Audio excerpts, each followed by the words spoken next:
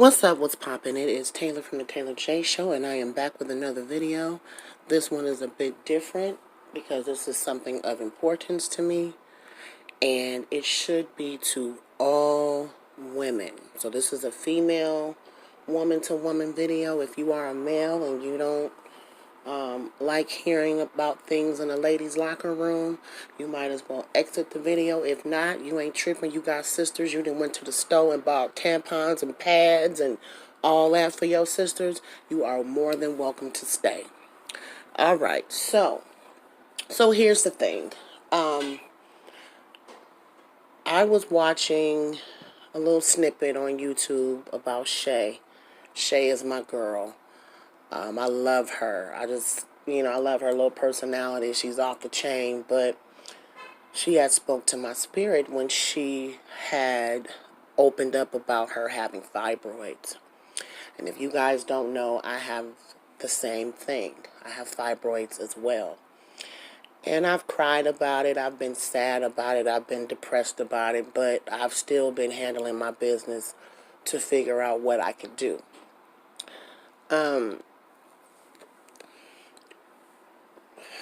The messed up thing is that I didn't know anything about fibroids. I knew that people got them, but I didn't know, what it all entailed to have fibroids, what it was all about. Because my mother never sat me down and told me this is what it's about. My mama told me when I started my period at 8.5 years old. Mind you, I'm 8.5.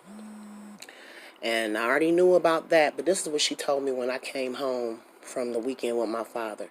She said, "You just like me now.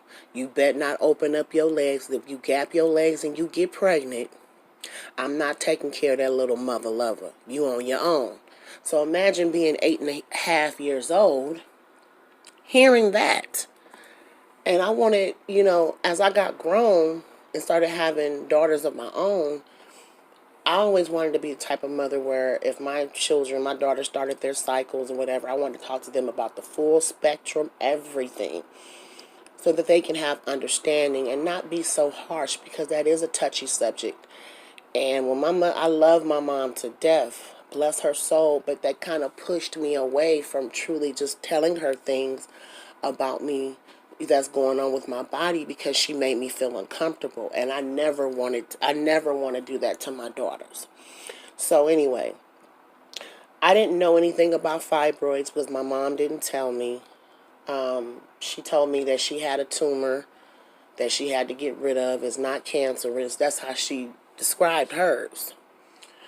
I have a girlfriend who went through it. She actually had a full hysterectomy and everything. So when I found out about my fibroid, what I did was I started researching options and different things. Now, mind you, I have extremely heavy menstrual cycles and extremely bad cramps. Like, let's just say I have to change sheets, blankets, everything. I have to wear diapers. It's that bad. So when I talked to my doctor, he's one of the best doctors from Stanford, older gentleman, but I really like what he had to say. He gave me all the options, everything that they were about. All the options were, I could do an embolism where I can, put some type of tube or something to shrink it down, or I can have surgery to just remove the tumors, or I can do hysterectomy 1 or 2. But because I'm young, he didn't want me to do the full hysterectomy. He didn't want me to do a hysterectomy at all, but I'm choosing to do the partial hysterectomy, which just removes the uterus. And the reason why I'm doing that, even though I don't have to, the reason why I am doing that is because the doctor told me that it wouldn't be wise for me to have any more children, even though I have 4 children plus an adopted son, so I have a total of 5 children. Okay, I'm not missing out.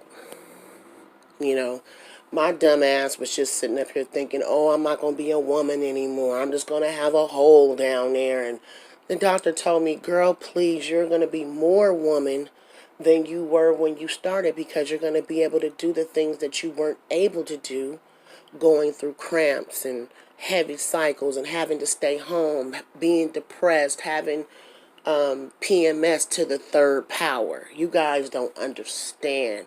Like, some people have PMS, they cry to eat chocolate. No, mine is like full on depression, full on anxiety, plus the cramps, plus the bleeding. It got to the point that I had to take iron. Now my levels are fine. My fibroid has not grown, but it's still like as big as a 3-4 month baby, in the stomach. It's just like a baby growing there. But it's not a baby, it's a tumor. It's non-cancerous. And I've decided just to go ahead and do the partial hysterectomy. I know that that's surgery or whatever, but it's my life, it's my body, and this is what I'm choosing for me because I'm tired. I've been having a cycle since I was 8.5 years old. I got enough children. I'm not worried about, if somebody gonna want a baby in the future. Nah, I'm not worried about none of that at all. I want to save my own life, and I want to be here for my children, my family. I want to be here for everybody. So if that means that I have to do this so that I can have a normal life and be better again, then that's what I have to do. But I've pretty much talked to my children about it and let them know what was going on. Nobody's tripping. Nobody want me to have any more kids anyway. So, I mean, and I've just been made to feel comfortable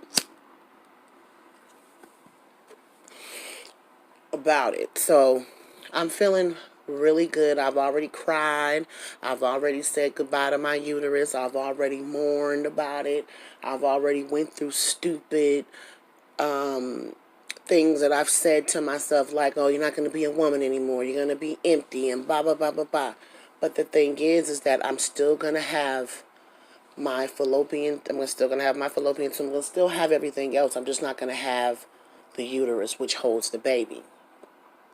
So every month, I'm going to have like light PMS, but I won't have any more bleeding and I won't have any more cramping. And if I could do a backflip and shout around this room, I sure in the hell would, because I'm telling you, as a woman, it's crazy the things that we go through. So the last 2 minutes, I'm going to tell you this. I want you to talk to your daughters about this so that they will know and understand that this is something that could occur, that may happen to me. So that the girls won't be like me, heck, annoyed, upset, depressed, finding out this is what could happen to you because I didn't know. You know what I'm saying? I want you to tell your daughters. I'm telling mine, so I want you to tell yours. Educate them on their bodies. And let them know, like, you will not be less than a woman. You will be more woman than you were born with. You will still be the beautiful queen that God has allowed you to be, And, make your daughters feel comfortable. Make them feel okay about this. Because if I had this to do all over, I wish my mom could have just sat me down and talked to me about it so that I wouldn't be feeling the way that I'm feeling right now at this very moment. Well, I'm feeling better now, but I'm saying when I found out the diagnosis and all of that, I was feeling pretty sad. And now I'm feeling better about it because now I've done my research, I've done my homework, I know my options. I was able to choose what I wanted to happen. And, yeah, so on March 25th, I will be having the surgery. You guys are more than welcome to send me well wishes. You can inbox me. You can email me at the Taylor J Show 510 at gmail.com. Send me some prayers. Send me some great energy because I do not like surgery at all, but I know that it has to happen. I love you guys, and remember, no weapon formed against you shall what? Prosper. I holla. Peace.